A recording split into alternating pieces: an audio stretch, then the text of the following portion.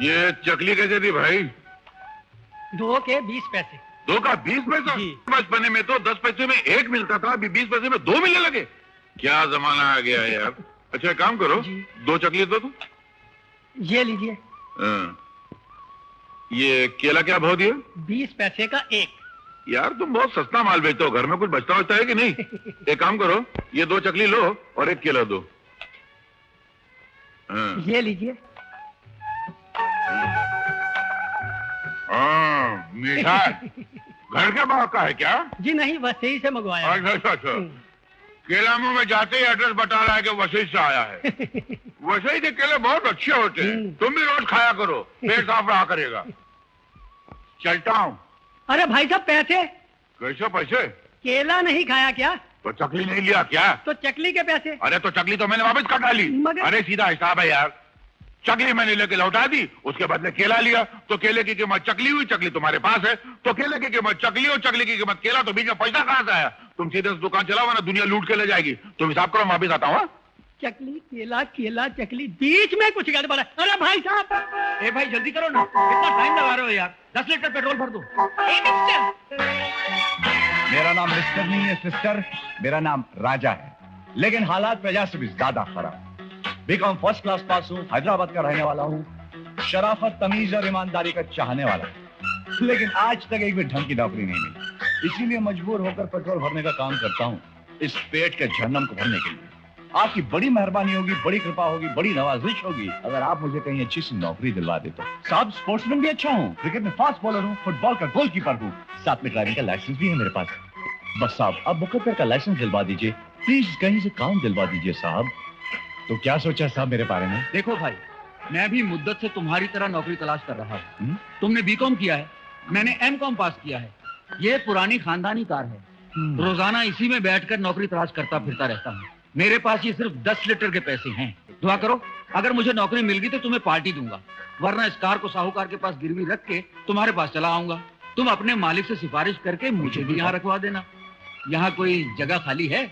अगर तुम छोड़ रहे हो तो मैं आता हूँ। अरे जाओ साहब जाओ, मैं आपसे नौकरी मांगना, उल्टा मेरी नौकरी अलग करने के चक्कर में। वाह, 1 लीटर डालना तो बोलो, पैसे कैसे आ जाते हैं? मैं काफी देर से लाइन में खड़ा हूँ और देख रहा हूँ तुम हर गाड़ी वाले से नौकरी मांगने या दिलवाने की बात कर रहे हो, फिर मुझसे क्यों नहीं करते? तुमसे क्या मांगू भाया? जिस पेड़ पर पत्ते ही ना हो उसके नीचे धूप से बचने कौन बैठेगा? क्या मतलब? मतलब ये कि जो आदमी 1 लीटर पेट्रोल खरीद रहा है वो मुझे काम के हाथ देगा। यही मार खा गए बच्चों तुम। ये दुनिया बड़ी टेढ़ी है, जो दिखती है वो है नहीं और जो नहीं है वो दिखती है। दिखावे के बक्के वाले को तुम अमीर समझ बैठे और मुझ जैसे सीधे साधे को गरीब। जानते हो मैं कौन हूँ? सेठ जमुना दास रायचूरा। कौन सा चूरा? रायचूरा। 2 बीवियां हैं मेरी, 3 बंगले हैं, 4 मिलों का मालिक हूँ, 5 कारें रखी हैं मैंने, लेकिन मैं कार सिर्फ काम के लिए इस्तेमाल करता हूँ, दिखावे के लिए नहीं। कार लेकर ऑफिस जाने में देर हो जाती है, ट्रैफिक में फंस जाती है, इसलिए मोपेड लेकर जाता हूँ। पैसे लाओ। मालूम है, कभी बस में, कभी ट्रेन में, कभी पैदल भी चला जाता हूँ मैं। असली कारोबारी और धंधे वाले आदमी इसी तरह जिंदगी गुजारते हैं। Goodbye. अरे सेठ चूरा जी, सेठ चूरा जी। ये है राजा, इसके बारे में कुछ कहने की जरूरत नहीं, आप खुद ही समझ जाइए। मेरा नाम भी सेठ वकील चंद है। आज मैं इन सालों को मकान से निकलवा कर ही रहूंगा। क्या है कि मकान में रहने वाले मेरे किराएदार अच्छे लोग हैं, लेकिन ये ना ही तो किराया बढ़ाते और ना ही मकान से निकलते हैं। इसलिए मैं तुझे गुंडा बना कर ले जा रहा हूँ ताकि तू उन्हें धमकी देना, समझे ना? मैं कहूंगा मकान खाली करो और फिर कहूंगा पहलवान काट डाल। तू क्या करेगा? मैं एक एक को अपने दांतों से काट डालूंगा। अबे साले, तुझे गुंडा बना कर लाया हूँ कि कुत्ता बना कर लाया हूँ? ये क्या किया तूने? जब मैंने तुझे दादागिरी का एडवांस दिया था तो तेरी इतनी लंबी लंबी मूछें, वो मूछें कहाँ हैं? साहब तब कटकी थी ना, इसलिए मूछ बढ़ाया था। आपने पैसे दिए, कटवा दिया। लो बताओ, जिन मूछों के लिए मैंने तुझे किराए का गुंडा बनाया था वही मुझे साफ कर दी। अब तुझसे कौन डरेगा? चलो चिल्लाओ। अंदर कौन है? बाहर निकलो किराएदार। तुम लोगों के साथ अब नहीं दिखा रही थी, अब दूर करने आया हूँ। सिपाही मचा दूंगा, खून की नदियां बहा दूंगा। और बाहर निकलो। अरे सेठ जी, आप आइए आइए, बहुत दिनों बाद आए। चाची कैसी है, ठीक तो है ना? अरे हाँ, सुना कि बेटी सियानी हो गई है, शादी कर डाली उसकी। अच्छा अब मैं चलती हूँ, बहुत सा काम करना है। अरे ये लड़का कौन है? बहुत शर्मिला है बेचारा। अबे ओ साले उल्लू के पट्टे, मैं तुझे खूनी गुंडा बना कर लाया हूँ, वो तुझे लड़का कहकर चलेगी, शर्मिला बनाकर चलेगी। चल सीधा। आइए आइए सेठ फकीरचंद जी, आइए। वहाँ घर में हमारे बदनसीबी की लानत है, कभी हम उनको कभी अपने सड़े हुए घर को देखते हैं। बहुत दिनों बाद आए, कहाँ थे, जेल में थे क्या? How do you do? मैं इस मकान का मालिक हूँ। अरे लानत भेजो मकान पर उसके मालिक पे। ए लड़के सुन, तेरा भाग के गली के नुक्कड़ पे जा, 10 पैसे की बीड़ी लेकर आ तू। कौन सी लाऊं जी? घोड़ा छाप या बैल छाप? अरे गधा छाप भी चलेगी, छाप कौन देखता है, जिसमें भाप निकलती है वो लेकर आ, जा। मगर पैसे तो दीजिए। अजीब बेवकूफ आदमी, मेरे पास पैसे होते तो तेरे को आगे भेजता।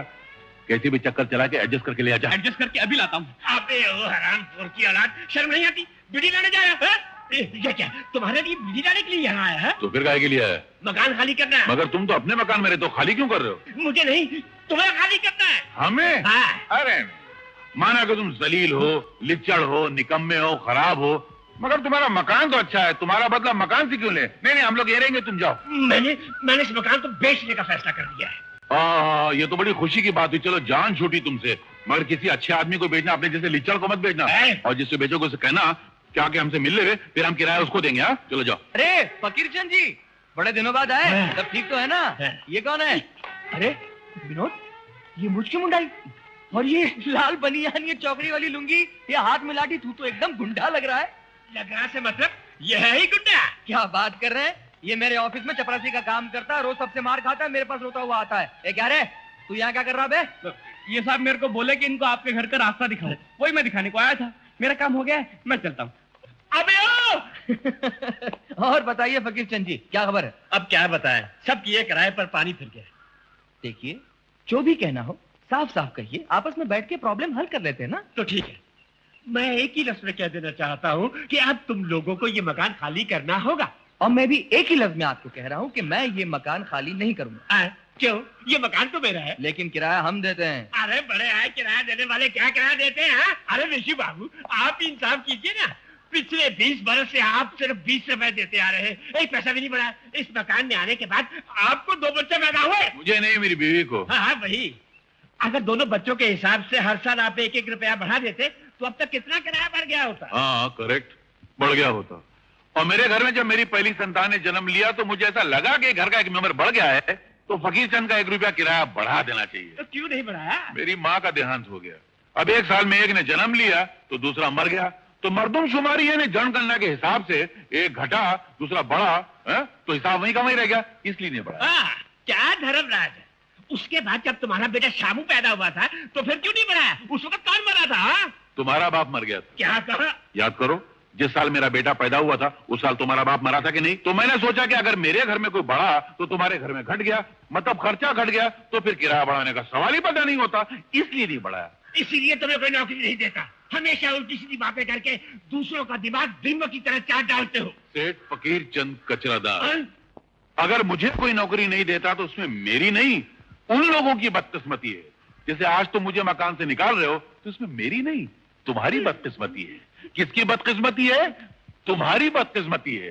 किसकी बदकिस्मती है? तुम्हारी बदकिस्मती है। अरे मेरे भाई, मैं तुमसे आखिरी बार कहता हूँ कि भगवान के लिए मेरे ये मकान खाली कर दो। देखिए, उनमें और हम में बहुत फर्क है। वो यहाँ 20 साल से रह रहे हैं और हम 5 साल से। चाय। शुक्रिया। आपके लिए नहीं, इनके लिए। सेठ जी, जब हम नए नए आए थे तो आप हमसे 150 रुपए भाड़ा लेते थे। जब जब आपने भाड़ा बढ़ाया हम देते रहे, यहाँ तक कि अब हम आपको 350 रुपए भाड़ा देते हैं। उसके बावजूद आपने इस मकान की हालत में कोई सुधार नहीं किया। चलिए जाने दीजिए, हम उसकी भी परवाह नहीं करते। अब भी अगर आपको भाड़े में 5-10 रुपए बढ़ाने हो तो हम उसके लिए तैयार हैं, लेकिन मकान छोड़ने के लिए हरगिज तैयार नहीं।